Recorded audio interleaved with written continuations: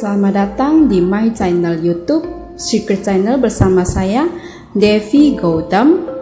Kali ini saya akan coba menjelaskan apa itu Gumantong.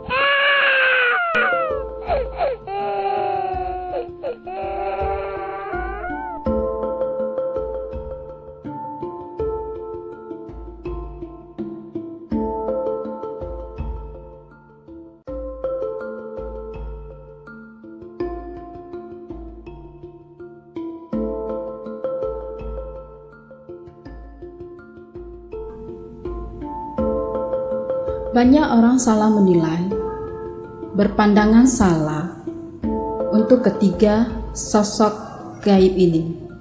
Sehingga saya rasa ini harus diperjelaskan kalau pemujaan tiga sosok gaib ini bukan bagian dari agama.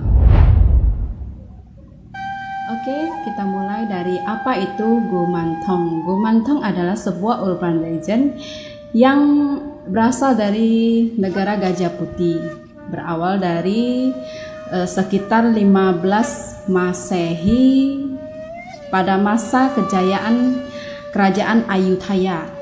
Sejalan dengan itu, ada seorang pahlawan legendaris Thailand yang bernama Prakumpen, di mana saat itu sedang terjadinya perang antara negara tetangga.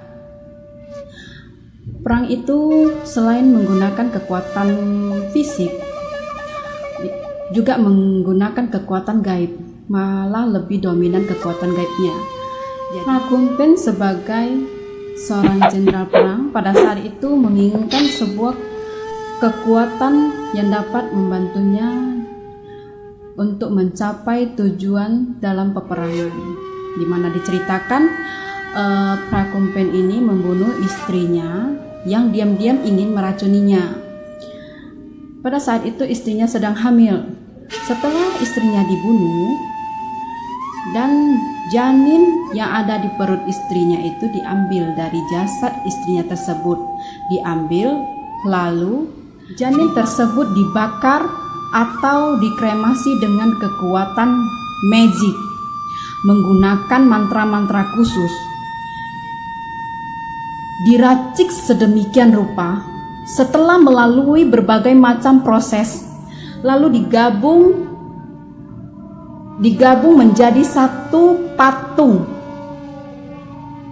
Jadilah Gumantong pertama yang disebut bayi suci. Setelah mendengarkan kisah ini, hati saya sangat terasa sedih, seperti teriris-iris rasanya. Saya sangat kasihan dengan janin tersebut.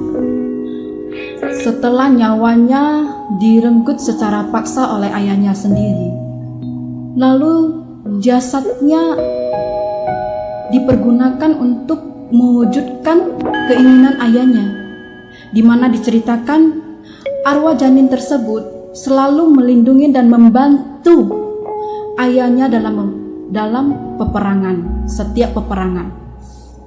Jadi secara tidak disadari ataupun secara otomatis, janin tersebut ikut andil dalam karma yang ayahnya lakukan, yang menyebabkan nyawa-nyawa berjatuhan di medan perang.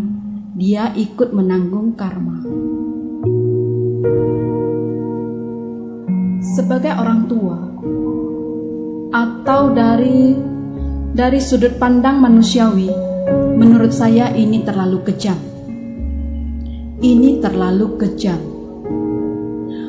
Walaupun pada akhir hidup Prakumpen, dia membebaskan arwah janin tersebut dengan berharap semoga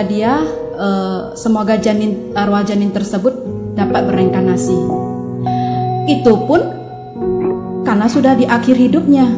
Jika dia masih gagah, masih kuat, berarti belum dibebaskan, masih digunakan. Karena sudah tidak digunakan, baru dibebaskan. Sangat kejam.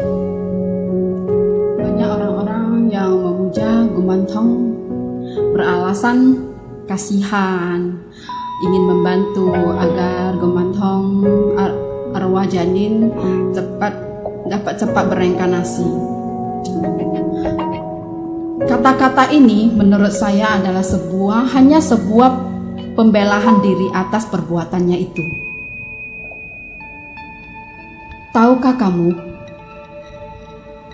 dengan tanpa kamu sadari, kamu juga ikut andil dalam tertundanya arwah janin tersebut reinkarnasi.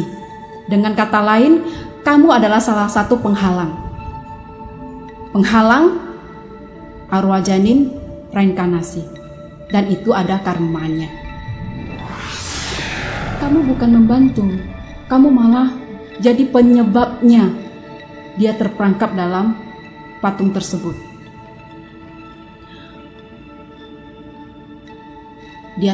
Arwah janin tersebut terperangkap di dalam patung hanya untuk mewujudkan keinginan-keinginan manusia, sampai pada saat manusia itu membebaskan dia dari patung tersebut, baru dia bebas tugas, seperti yang dilakukan oleh Prakumpen pada akhir hidupnya. Jadi menurut saya, jika kamu benar-benar kasihan atau ingin membantu, bebaskan dia sekarang. Biarkan dia bebas menjalankan karmanya sendiri. Itulah kisah Gumantong pertama. Lalu bagaimanakah kisah Gumantong-Gumantong yang lainnya? Terbuat dari janin siapakah? Dibuat untuk mewujudkan keinginan siapa? Saya berharap Anda bukanlah salah satunya.